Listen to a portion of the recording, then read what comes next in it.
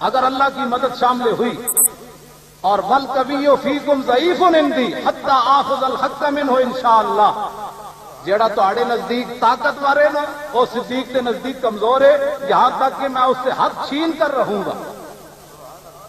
مولانا نیازی اے پڑھنے تو بعد نا پھر شعر پڑھ دے ہوندے مولانا دستار خان نیازی فرماندے سن، ضعیف اگر نظر پڑے رسول کا جمال بن، اور ظالم اگر آئے نظر کارے ذوالجلال بن، خدا کے آگے سر جھکا کہ سرکشوں کا سر جھکے، قضا ستم گروں کی ہو ستم زدوں کی ڈھال بن۔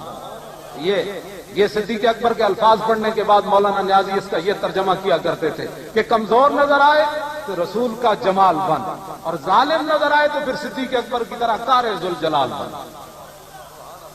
اور آگے آپ نے کیا فرمایا، لا یدع قوم الجہاد فی سبیل اللہ الا خذلهم اللہ بالذل، فرمایا جو قوم جہاد فی سبیل اللہ چھوڑ دے گی اللہ اس کو ذلیل کر دے گا۔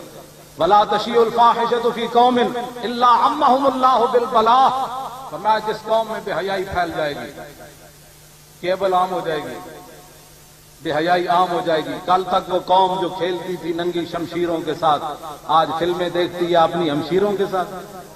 یہ صدیق اکبر نے اپنے پہلے خطبے میں فرمایا جس قوم میں بے حیائی پھیل جائے گی۔ بس جناب وآخر دعوانا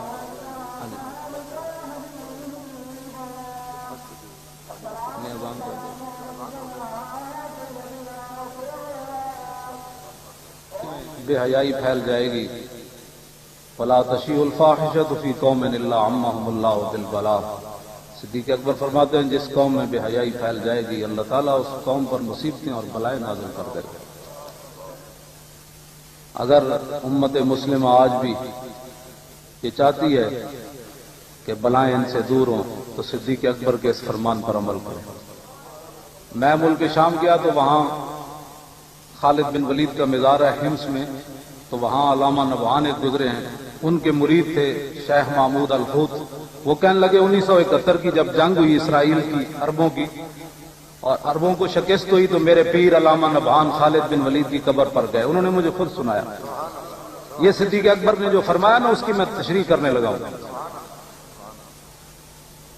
تو علامہ نبہان خالد بن ولید کی قبر پر گئے اور جا کر مراقبہ کیا۔ انہوں نے کہا حضور آپ تو سیف من سیوف اللہ ہیں، بڑی بڑی جنگوں میں آپ حاضر ہوئے اور آپ کے جسم پر ایک بالش جگہ بھی نہ بچی کہ جس پر تیر تلوار اور نیزے نہ لگے ہوں، آپ یہ بتائیں کہ عربوں کو شکست کیوں ہوئی ہے اسرائیل کے مقابلے میں؟